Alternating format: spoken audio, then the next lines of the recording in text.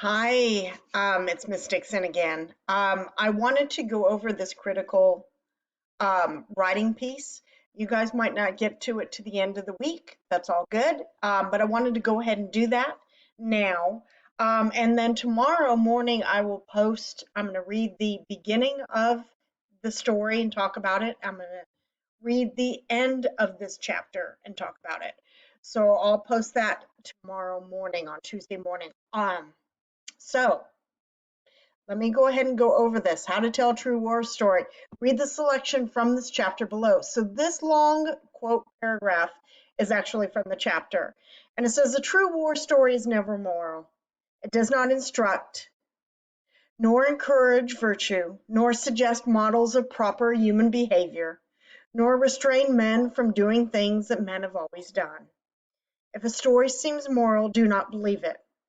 If at the end of a war story you feel uplifted or you feel like there's some small bit of rectitude has been salvaged from the larger waste, then you have made the victim of a very old and terrible lie. There is no rectitude whatsoever. There is no virtue. As a first rule of thumb, therefore, you can tell a true war story by its absolute and uncompromising allegiance to obscenity and evil. So, guys, what he means by that is, war. What number one reason why war is not pleasant, obviously, is because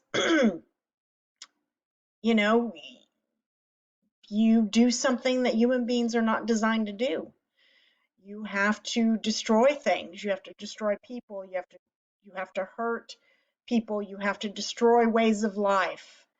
And then you're constantly in fear of losing your own life. So that is what he's saying there. Now there's good and honorable things that come out of it. There are friendships, there are bonds, there are people who stay close to one another to protect one another. But basically he's saying there's no kind of hurrah. It's real, it's raw, it's ugly. And what I want you to do in this is I want you to choose one of the aspects or one of the stories inside this chapter. And in a well-organized paragraph, it says right here, in a well-organized paragraph, explain how it reflects the sentiments described above. Make sure that you have a thorough understanding of the words obscenity and rectitude.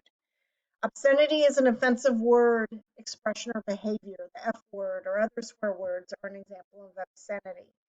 What he's talking about here is obscene because it's ugly, it's mean, you're doing things you should never have to do.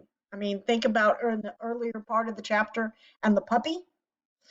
I won't get more into it than that. That's obscene. Rectitude. Rectitude refers to behavior that is correct, upright, and honorable. You have moral rectitude if you refuse to be involved with a plan that some kids in your class have to cheat on a test and they say, hey, come along and join us. It's okay, we won't get caught. Yeah. You holding on to that honor within yourself, that's rectitude, to say no. So he wants you to pick through that story, or I want you rather. You want I want you to pick through the story and write a paragraph about where you find both of them and give text evidence embedded within the paragraph of what you've done.